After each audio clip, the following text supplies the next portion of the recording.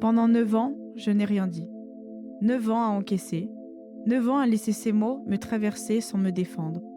J'étais une enfant, innocente, passionnée. Je voulais juste avoir son approbation. Elle était mon modèle, mon exemple.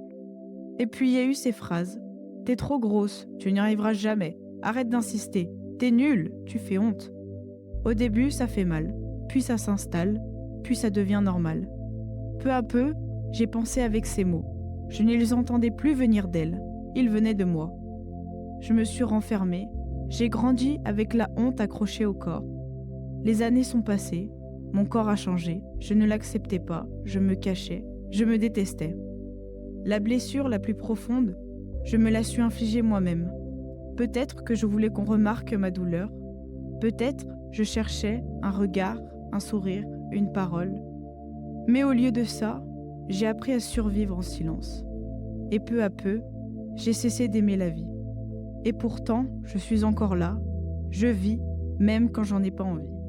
Ces mots sont toujours quelque part en moi, mais ils ne sont pas seuls. Il y a autre chose maintenant.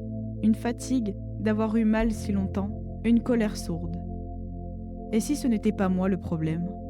L'enfant que j'étais, petite, passionnée, qui voulait juste être aimée, reconnue, encouragée.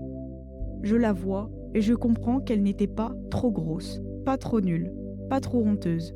Elle n'était qu'une enfant. Ce qu'on a brisé en moi, ce n'était pas ma valeur, mais mon regard sur moi-même. Alors j'essaye, pas à pas, à habiter mon corps sans le haïr.